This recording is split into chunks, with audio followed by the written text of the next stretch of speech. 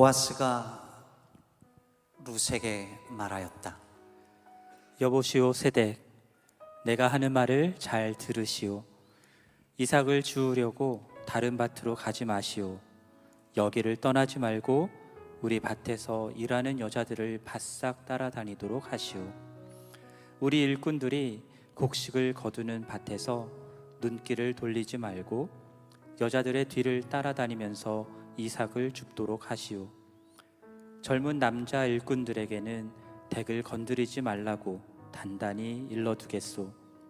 목이 마르거든 주저하지 말고 물단지에 가서 젊은 남자 일꾼들이 길어다가 둔 물을 마시도록 하시오. 그러자 룻은 엎드려 이마를 땅에 대고 절을 하면서 보아스에게 말하였다. 저는 한낱 이방 여자일 뿐인데 어찌하여 저 같은 것을 이렇게까지 잘 보살피시고 생각하여 주십니까?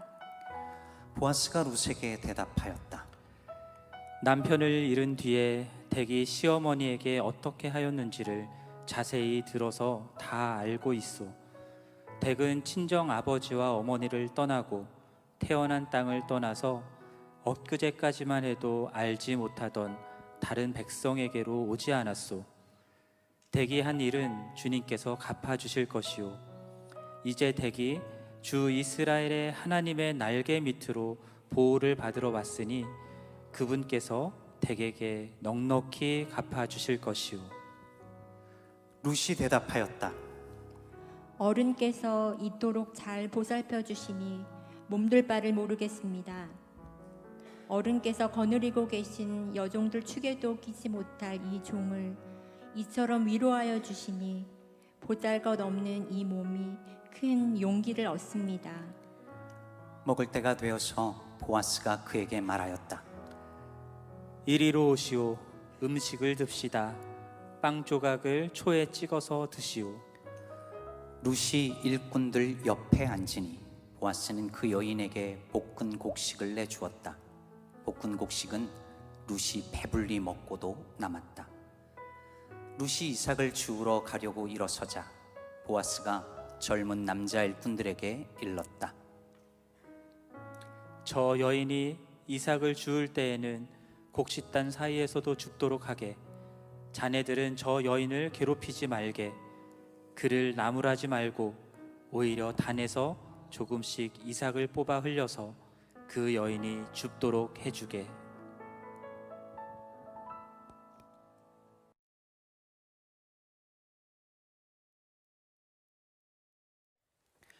안녕하세요.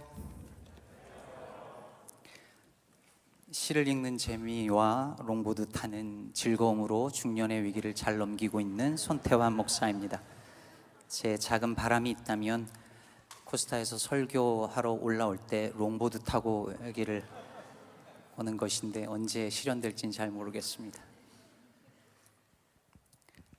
제가 가끔 보는 예능 프로그램 중에 유퀴즈 온 더 블록이라고 있는데 얼마 전에 이 프로그램에 부산지방법원의 박주영 판사님이 나오셨어요. 혹시 보신 분? 우리 코스타는 새롭게 하소서 뭐 이런 거 보시나요?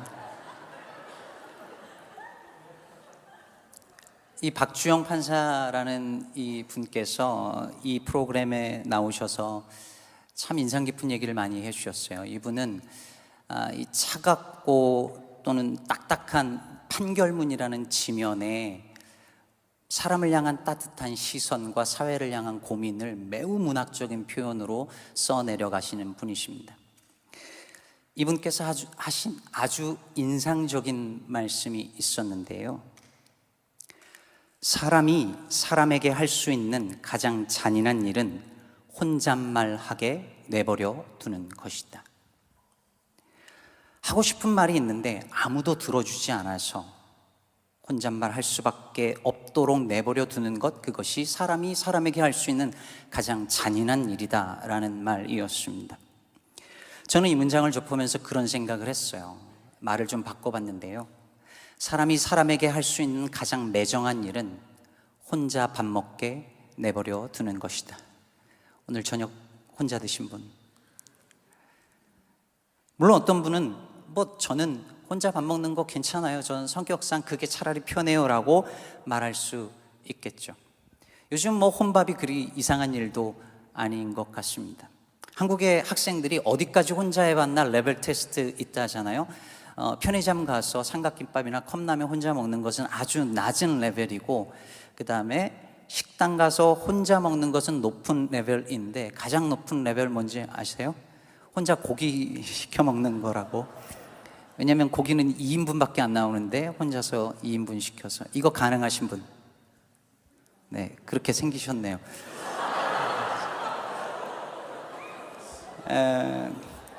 농담입니다. 이러니까 이 혼밥이라는 게 그렇게 이상한 거 아니잖아요, 요즘에는. 그럴 수 있고 그런데 그럼에도 불구하고 혼자 밥 먹기를 자처하는 것과 혼자 밥 먹도록 내버려 두는 건 전혀 다른 문제죠. 저희 가족이 뉴저지에서 시카고로 한 3년 전에 이사를 왔는데요. 당시 중학생이었던 제 딸이 이사 오고 나서 학기가 시작하기 전 그 여름 내내 저와 제 아내를 괴롭히면서 했던 말이 있었습니다. 학교 첫날 나 누구랑 밥 먹어? 이게 너무 큰 고민이었나 봐요. 공감하는 분들이 계시는 것 같은데 저는 처음에 이해가 안 갔어요. 아무도 나랑 밥 먹어주지 않아서 나는 쓰레기통 옆에서 먹을 거야, 이 얘기를 계속하는 거예요. 거의 울 것처럼. 근데 이게 괜한 걱정이 아니고 실제로 미국의 학교에서는 이런 일들이 종종 일어난다는 거죠. 사진처럼, 심지어 화장실에서 이렇게 먹는 거죠. 교회에서도 이런 걱정을 하는 분들이 많이 있습니다. 예배 후 식탁 친교 시간에 어느 자리에 가서 누구랑 같이 밥 먹지가 최대 고민인 분들이 많이 있고, 그것 때문에 시험 드는 분들 많고, 특히 저처럼 내성적인 성격을 가진 사람들, 특히 그런 새신자들은 그 시간이 가장 힘든 시간이라고 말을 합니다. 그런데 만일 그 사람이 그렇게 혼자 밥 먹도록 내버려 두는 공동체라면 어떤 사람도 그 교회의 일부가 되기를 원하지 않을 것입니다. 그것은 나를 그 공동체의 일원으로 받아들이기를 거절한다는 무언의 메시지이니까요. 지난 3일 동안 우리는 하나님 나라의 잔치가 어떤 것인지 하나님의 말씀을 들었습니다. feast, 축제, 잔치에서 빼놓을 수 없는 건 잔치상이죠. 그리고 그 잔치상은 분명 혼자 먹는 것이 아니라 함께 누리는 것입니다. 그것이 100일이든 돌상이든 아니면 생일잔치든 결혼 피로연이나 졸업 파티든 거기에는 잔치상이 있고 함께 먹는 이들이 있습니다. 그러므로 잔치상이 있는 자리에서는 필연적으로 물을 수밖에 없는 질문이 있어요. 그것은 누구와 같이 먹을 것인가? 오늘 읽은 룻기 2장에 보면 이 본문은 룻이 보아스와 함께 먹는 이야기입니다. 룻은 남편을 잃고 시어머니를 따라서 이스라엘 베들레헴으로 이주해 온 모압 여인, 이주민 여인이었습니다. 오늘 본문에 보면 룻이 양식을 찾기 위해서 일어나 헤매다가 우연히 보아스의 밭에 이르렀고 거기서 보아스의 환대를 받으면서 풍성한 먹을거리를 받게 되는 그런 이야기가 펼쳐지죠. 본문에는 안 나타나지만 아마도 룻은 일하면서 계속 눈치를 보게 되고 불안하고 두려웠을 것 같아요. 비정규직 노동자들이나 언다큐멘티드 소름의 미자들을 생각해 보면 감이 좀 올 것입니다. 이분들은 늘 마음 한구석이 불안합니다. 언제 쫓겨날지 모르고 그리고 또 어떤 일이 일어날지 모르기 때문이죠. 그런데 보아스가 룻에게 이보시오 세대, 이삭 주우려고 다른 밭으로 가지 말고 그냥 여기서 일하시오 라고 말합니다. 걱정하지 말고 여기서 마음껏 주우라는 거예요. 이것만이 아닙니다. 젊은 일꾼들에게는 룻을 건드리지 말라고 단단히 일러두었다라고 말합니다. 여기서 건드린다는 말은 말 그대로 남자들이 추근거리거나 성적으로 위협하는 것을 말하는 것이죠. 이주민 여성이고 남편도 없으니 훨씬 이런 위험에 노출되어 있었을 거예요. 그런데 보아스가 이걸 막아주는 거예요. 보아스의 룻을 향한 친절은 여기서 끝나지 않습니다. 9절 후반부를 보면 목이 마르거든 주저하지 말고 물단지에 가서 젊은 남자 일꾼들이 길러다가 둔 물을 마시도록 하시오. 저는요, 이 부분이 그렇게 감동적이에요. 왜냐하면 이방 여자가 낯선 땅에 와가지고 남의 밭에서 이삭 줍는 일을 하는데 얼마나 그게 눈치 보이는 일이었겠어요. 그런데 물 먹고 싶다는 말이 입에서 그렇게 쉽게 안 떨어질 거 아니에요. 보아스가 그걸 알고 미리 이야기를 해놓는 거죠. 조치를 해놓고 얼마든지 와서 먹으라는 거예요. 배려가 얼마나 세심하고 구체적인지 몰라요. 그런데 오늘 본문에서 가장 중요하고 감동적인 부분은 14절에 있습니다. 식사 때가 되자 보아스가 룻을 식탁으로 초청하며 이렇게 말합니다. 이리로 오시오. 음식을 듭시다. 빵 조각을 초에 찍어서, 즉 소스에 찍어서 드십시오. 이 장면이 얼마나 놀라운지 모르겠습니다. 유대인이 이방인에게, 유대인 남성이 이방인 여자에게, 그것도 당시 사회에서 가장 천대받는 계층이었던 과부에게 함께 먹자며 식탁으로 초대하는 것입니다. 더구나 모압 여자입니다. 하나님께서 모압 백성은 여호와의 총에 절대로 들어오지 못하도록 하라고 하셨던 그 모압 여자입니다. 저 구석에 혼자 앉아서 먹어도 아무도 이상하게 보지 않을 만한 그런 사람이었습니다. 그런데 보아스가 그런 룻을 식탁으로 초대하는 것입니다. 이리로 오시오. 함께 듭시다. 제 딸이 그래서 그날 누구랑 같이 밥 먹었을까요?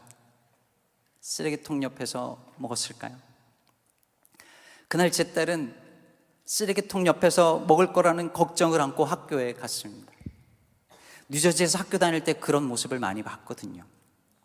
제가 뉴저지에서 살다가 여기 시카고 오니까요, 그 뉴욕 뉴저지 참 되게 민했었구나라는 거를, 되게 깍쟁이들이 그렇게 많은 동네였구나라는 걸 이제서 알게 되는데요.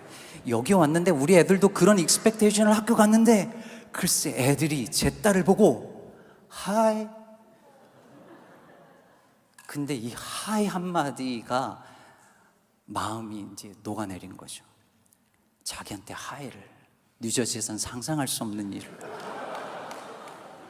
그래서 그날 그 아이와 밥을 먹었답니다. 감동이지 않습니까? 별거 아닌 것 같지만 한 번도 초대받아 본 적이 없는 사람은 알아요. 그 말이 얼마나 고마운 말인지. 이방인으로 주변인으로 늘 살아가는 사람은 압니다. 다들 앉아서 먹고 마시고 이야기하는데 식판 들고 나 어디 가서 먹지? 뻘쭘하게 서 있어 본 사람은 알아요. 여기요, 여기 와요, 같이 먹어요 하는 말이 얼마나 고마운지, 얼마나 감격스러운 말인지. 그것은 내 존재를 인정해 준다는 말이고 나를 그들의 일부로 받아들이려는 환영의 표시이자 환대의 메시지니까요. 반대로 언제나 식탁의 중심에 있었던 사람은 절대 알 수 없습니다. 담임 목사님들 잘 몰라요. 남자들 잘 몰라요. 물론 담임 목사님들은 옆에 잘 안 앉으려고 하는 경향이 있어서 좀 외롭긴 하고, 어제 김용복 목사님 저 끝에 앉아 계시는데 강사님들이 자꾸 당신 먼저 앉으라고 그래서 제가 용감하게 옆에 앉아드렸습니다.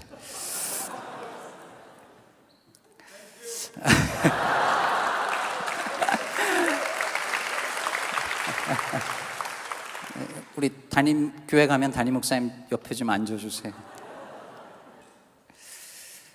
늘 식탁의 중심에 있는 사람, 대접받는 것에 익숙한 사람은 이게 얼마나 고마운 말인지 알지 못해요. 심지어 어떤 이기에는 그 말 한마디가 구원의 말일 수도 있다는 것을 이해 못합니다. 이리로 오시오. 함께 음식을 듭시다. 이 말은 우리가 생각하는 것보다 훨씬 놀랍고 급진적인 레디컬한 말입니다. 생각해 보세요. 보아스는 종들을 시켜서 음식을 갖다 줄 수도 있었어요.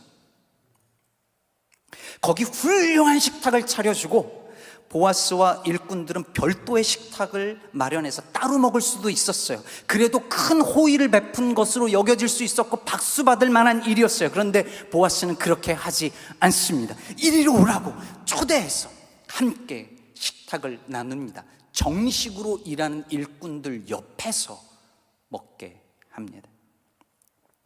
오늘날 많은 교회들이 가난한 사람들을 도와주지만 가난한 사람들이 교회로 오는 건 원하지 않습니다. 장애인을 돕지만 장애인이 우리 교회에 오는 것 원하지 않고 교회에서 장애인 찾아보기가 어렵습니다. 해외 선교는 하지만 해외에 있는 그들이 우리가 살고 있는 이 지역에 난민으로 오는 것은 원하지 않습니다. 우리는 내가 도와주는 그 사람이 경계를 넘어서 내 삶으로 끼어드는 것이 싫습니다.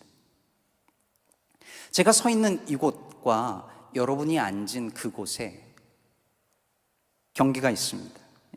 이게 경계잖아요. 이 경계에 제가 앉아 보겠습니다. 한민복 시인이 모든 경계에는 꽃이 핀다고 했는데 꽃이 핀 거 같지 않으십니까? 경계에 앉기만 했는데 좀 가까워진 것 같지 않아요? 경계를 누군가가 딱 그 자리에 있으면 경계가 조금 허물어지는 느낌이 듭니다. 그래서 누군가는 이게 싫어요. 그래서 평신도가 여성이 이 경계를 넘어서 넘어서 여기 올라와서 이 자리를 차지하는 것을 싫어합니다. 빵을 가져다 주고 나는 여기서 먹을 테니 당신은 거기서 먹으라고 말합니다. 얼마든지 갖다 주고 얼마든지 도와줄 테지만 이 선은 넘지 말라고 말합니다. 왜 그럴까요? 잔치의 흥이 깨어지는 것이 싫기 때문입니다. 내가 모르는 사람, 낯선 사람, 계층과 신분이 다른 사람, 이 분위기에 어울리지 않는 사람이 들어오면 우리의 잔치 분위기를 망칠지도 모릅니다. 우리는 우리가 아는 사람, 내가 좋아하는 사람, 우리 공동체에 어느 정도 어울리는 사람, 그럴 만한 신분과 나이와 성격과 직업을 가진 그 사람들만 모여서 우리만의 잔치를 갖고 싶어 합니다. 엄한 사람 와서 이 분위기 깨는 거 원하지 않아요. 그러니 들어오지 말라고, 얼마든지 도와줄 테니까 거기 있으라고 말합니다. 이번 코스타 주제를 받고 제 인생의 잔치가 언제 시작되었는지 생각해 보았습니다. 고민할 필요도 없이 고등학교 때였습니다. 그때 제가 예수를 믿었거든요. 그 전에 제 삶을 생각해 보면 그 어린 녀석이 인생 잔치 자체가 암흑이었습니다. 언제나 화가 나 있었고 그냥 분노해 있었습니다. 누가 건드리면 바로 폭발할, 실제로 수없이 폭발을 했고 사는데 아무 재미도 없었어요. 근데 친구에게 이끌려간 교회에서 예수님을 만났고 그 이후로 사는 게 너무 재밌었습니다. 제 삶의 잔치가 시작됐어요. 교회가 너무 좋았습니다. 교회에 가는 건 늘 잔치집 가는 것 같았습니다. 그러던 어느 날이었어요. 제가 우리 마지막 인디코스타 때도 이 간증을 했었는데요. 친구들과 함께 밤에 옛날에는 야간 자율학습이라는 게 있었는데 그걸 끝나고 교회 가서 또 공부한다는 목적으로 같이 놀다가 밖에 나와서 바람을 쐬고 있었어요, 혼자. 그런데 어디선가 여자들의 노랫소리가 들려왔습니다. 울릉도 동남쪽 뺏길 따라 술 취한 혀꼬부라진 노래였어요. 막 이렇게 지나가는데 대번 알겠더라고요. 왜냐하면 우리 교회 동네 옆에 술집 여자들이 산다는 얘기를 들은 기억이 났습니다. 그렇게 보는데 그 한 여자분이 지나가다 뒤에 가던 여자분이 저희 교회 십자가를 이렇게 쳐다보면서 한참 서 있더니 앞에 가던 여자분을 부르는 거예요. 언니, 우리 기도하고 갈까? 그러는 거예요. 그때 가슴이 두근거리면서 들어오시지. 그런데 앞에 가던 여자분이 뒤를 돌아보면서 한마디 던지셨습니다. 미친년. 그러면서 가시는 거예요. 그런데 저한테 그분이 이렇게 걸어오시더니 여기 기도실이 어디냐고 진짜 물어보는 거예요. 그래, 이리로 오시라고. 그랬더니 그 미친년 하시던 분도 같이 이렇게 따라와서 기도실로 이렇게 인도를 해드렸어요. 그리고 기도실, 옛날에 그 지하 기도실, 깜깜한 기도실에 십자가만 탁 있는 기도실에 안내를 해드리고 밖에서 문을 닫고 너무 궁금한 거죠. 혹시 토한 건 아닌지. 너무 궁금해가지고 문을 살짝 이렇게 열어봤는데 진짜 기도하고 있는 거예요. 두 여자분이 십자가 앞에 무릎을 꿇고 울고 있는 거예요. 훌쩍훌쩍 어깨가 들썩들썩. 제가 이때까지 본 어떤 기도 모습보다도 아름다운 모습이었습니다. 그분들 위해서 기도해드리고 기도가 끝난 후 찾아가서 말씀드렸어요. 누님들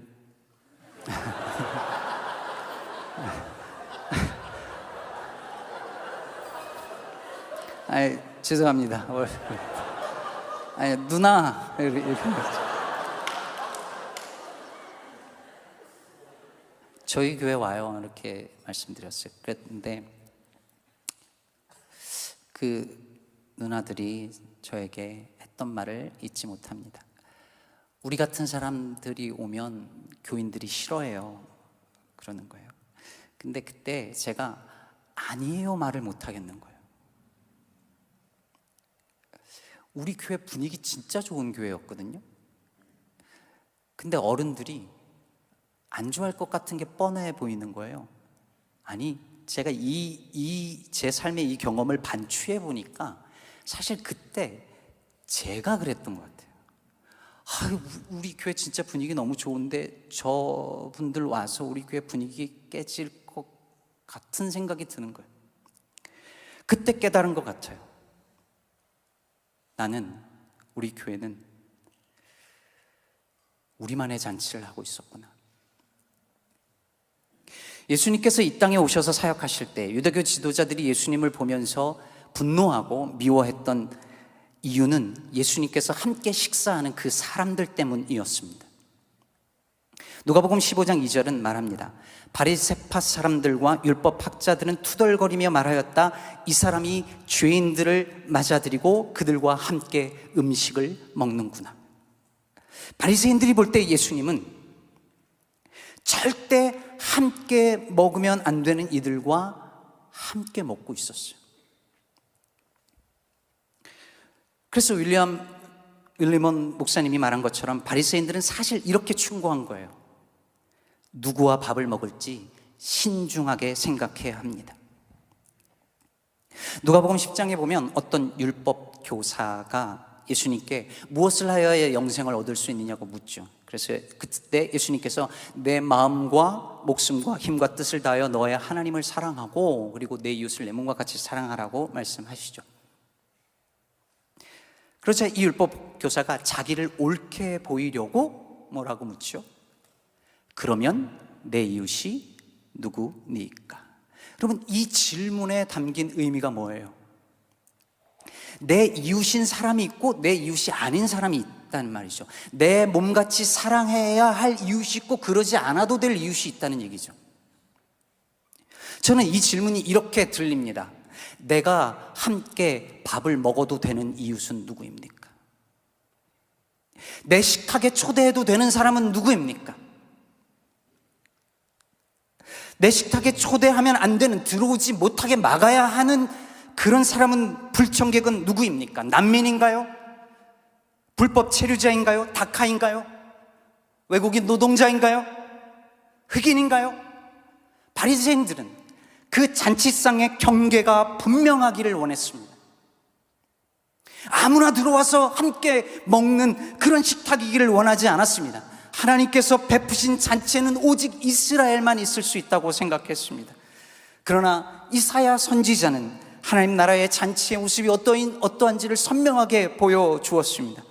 김도영 목사님께서 언급하셨던 이사야 25장에 만군의 주님께서 이 세상 모든 민족을 여기 시온산으로 부르셔서 풍성한 잔치를 베풀 것이다. 누가복음 13장에서 예수님도 말씀하십니다. 사람들이 동서남북으로부터 와서 하나님 나라 잔치에 참여하리니 보라, 나중된 자로서 먼저 될 자도 있고 먼저 된 자로서 나중될 자도 있느니라. 그리고 실제로 주님은 식탁 주변에 그어져 있던 그 경계를 허물고 죄인들과 함께 먹고 마심으로 하나님 나라 잔치가 어떤 것인지를 몸소 보여주셨습니다. 그리고 오늘 보아스가 이주민 여성 룻에게 이리로 오시오, 함께 음식을 듭시다 라고 초대하고 그녀가 그 경계를 넘어서 그 식탁 가운데로 올 때에 그 식탁은 바로 하나님 나라 잔치의 한 모습을 보여주는 거룩한 식탁, 즉 성찬이었습니다. 아시다시피 불과 몇십 년 전만 해도 미국에서 백인과 흑인은 한 식당에서 함께 먹을 수 없었습니다. 우리가 잘 아는 바 노스캐롤라이나의 그린스보로에서 흑인 출입이 금지된 곳에서 한 식당에서 앉아있던 흑인들은 이런 수모를 겪어야 했습니다. 당시에는 워터 파운틴도 식수대도 흑인 것과 백인 것, 화이트 컬러드 나누어져서 먹어야 했습니다. 레이첼 할드 에반스가 쓴 교회를 찾아서라는 책에 보면 어느 주일 아침 성공의 교회를 찾아 성찬 예식에 참여했던 한 흑인 커플에 관한 이야기를 소개합니다. 그날 이 자리에는 이 흑인 두 쌍을 제외하면 전부 백인인 교회였습니다. 그런데 인종차별이 극심하던, 그래서 폭력이 극심하던 그 시절에 남부의 한 백인 교회에서 이 두 사람이 성찬식을 받기 위해서 백인들과 함께 줄을 서 있는 거예요. 그러면서 보니까 예전에는 성찬 그 포도주를 한 잔을 가지고 교인들이 나눠 먹었거든요. 오늘 같은 코비드 상황에서는 상상할 수 없지만 다 그렇게 했어요. 먹고 이렇게 살짝 돌려서 또 먹고. 근데 그걸 보면서 자기들 차례가 오는 걸 보면서 불안에 떠는 거예요. 식수대도 따로 먹어야 하는 그 시절에 자기들 차례가 오는 순간에 얼마나 두려웠겠습니까? 그런데 잠시 후 신부님이 잔을 여자친구의 입술에 대고 말합니다. 이것은 당신을 위해 흘리신 그리스도의 보혈입니다. 당신의 몸과 영혼을 영혼으로 인도하는 구원의 잔입니다. 이 이야기를 소개하며 이 책은 이렇게 덧붙입니다. 성찬예를 마친 뒤 둘은 그 교회에 출석하기로 했다. 어떤 교회든 흑인과 백인 모두가 성찬예에서 같은 잔으로 마신다면 그곳에서는 세상을 넘어선 힘이 있다고 보았기 때문이다.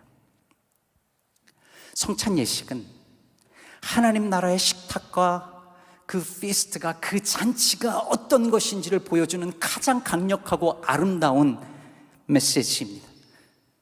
성찬은 세상의 그 어떤 사람도 밀어내지 않고 같은 식탁에서 앉아 먹고 마시는 것이 하나님 나라임을 가장 아름답고 힘있게 보여줍니다.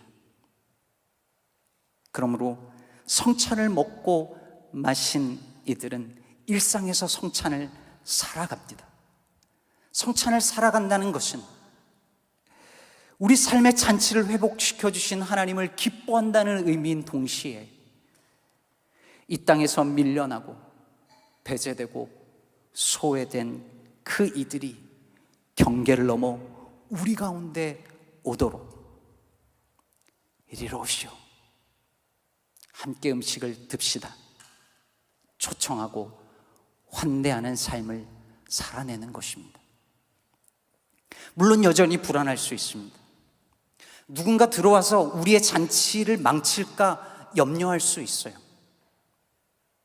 식탁 위에 음식은 한정되어 있고 낯선 이들과 나누어 먹는 것이 불공평하다고 느껴질 수 있습니다. 어쩌면 무시, 나중에 가서 본문을 읽어보세요. 일하는 일꾼들 옆에 가서 앉습니다. 이 일꾼들은 정식으로 일하는 일꾼들이에요.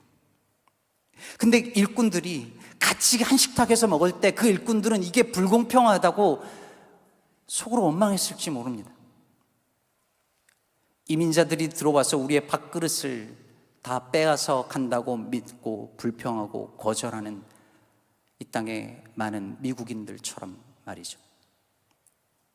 그러나 여러분, 낯선 이를 우리의 식탁으로 초대할 때에 그것은 어쩌면 우리의 잔치를 더 풍성하게 만들어 주시려는 하나님께서 보낸 선물일지도 모릅니다. 그래서 히브리서 13장 2절은 말합니다. 나그네를 대접하기를 소홀히 하지 마십시오. 어떤 이들은 나그네를 대접하다가 자기들도 모르는 사이에 천사들을 대접하였습니다. 우리가 누군가를 우리의 식탁 가운데로 초대할 때 그것은 우리도 모르게 천사를, 아니 예수님을 영접하는 일이 될지 모릅니다. 실제로 리처드 백이라는 교수님은 말합니다. 우리가 타인을 환대하는 것은 예수님처럼 되기 위해서가 아니다.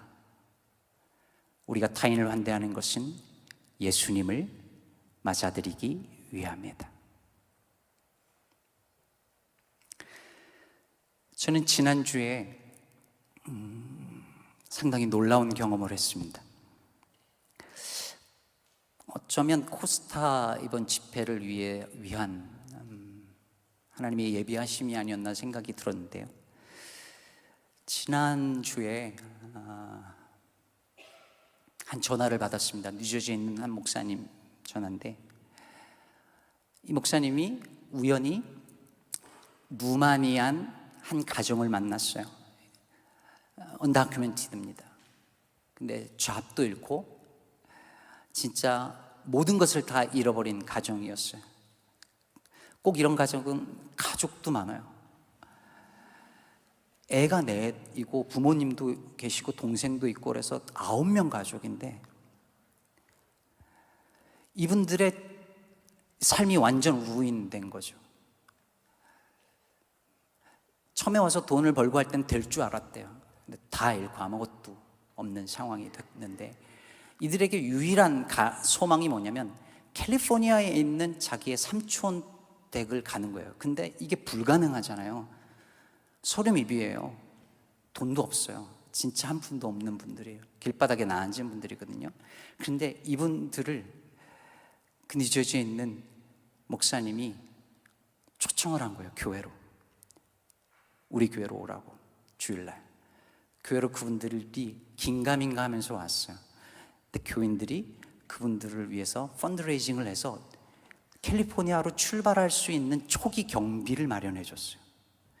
그 목사님이 저한테 전화를 한 이유는 뭐냐면, 이게 이분들이 진짜 출발해서 가면 시카고 쪽을 경유해서 갈 텐데, 시카고에서 이분들이 진짜 오면 그분들을 위해서 숙소를 좀 제공해주고 조금 더 도와줄 수 있는지 물어보는 거였습니다.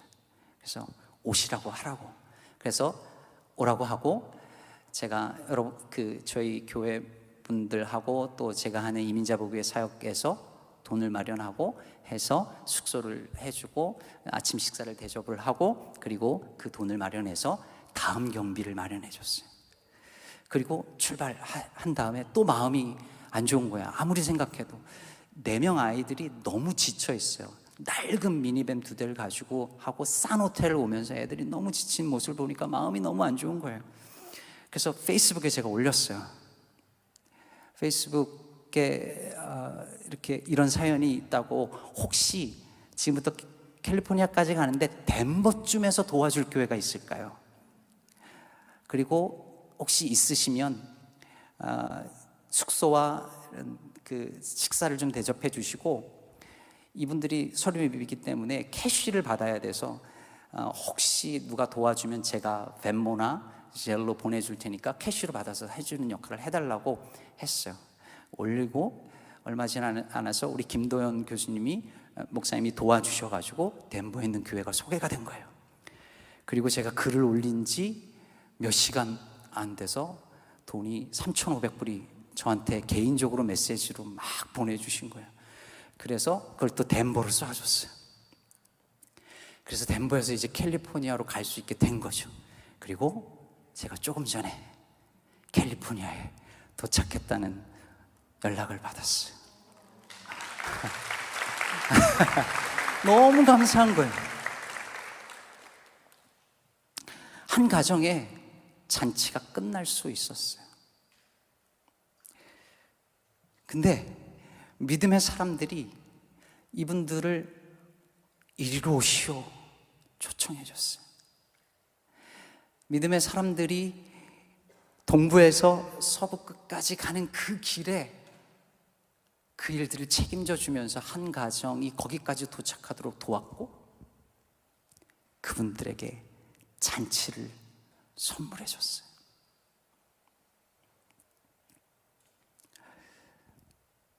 아까 김재우 선교사님이 잠깐 언급했던, 아마도 다 못 외우셔서 중간만 말씀하셨던 것 같은 시의 제목은 정현종 시인의 방문객이라는 시인데요, 저희 교회 입간판 앞에 저렇게 붙여놨습니다. 잘 아실 거예요. 사람이 온다는 건 실은 어마어마한 일이다. 그는 그의 과거와 현재와 그리고 그의 미래와 함께 오기 때문이다. 한 사람의 일생이 오기 때문이다. 보아스가 룻에게 이리로 오시오, 음식을 듭시다 하고 말하고, 이주민 여성이 그 룻이 경계를 넘어 그 식탁으로 다가갔을 때 그건 어마어마한 일이었습니다. 그것은 남편을 잃은 과거만이 아니라 남의 밭에서 이삭을 주어야 하는 그 서글픈 현실만이 아니라 그녀의 미래, 즉 그녀의 후손으로 오실 메시아가 함께 오는 일이었기 때문입니다. 다시 말해 룻이 오는 건 하나님 나라의 왕이신 예수께서 뚜벅뚜벅 걸어오는 일이었습니다. 그리고 그분 예수님은 그 하나님 나라의 잔치상을 마련하고 저와 여러분을 향하여 말씀하십니다. 이리로 오라, 함께 먹자. 이제 그분의 식탁에서 먹고 마신 우리 역시 누군가를 우리의 잔치로 초대하고 그 잔치상을 독점하지 않고 그들을 어마어마한 존재로 여기면서 환대하고 잔치를 선물함으로 우리만의 잔치가 아니라 우리 모두의 잔치, 더 풍성한 하나님의 나라의 잔치를 누리며 나누며 살아가는 저와 여러분 되기를 간절히 바랍니다. 아멘.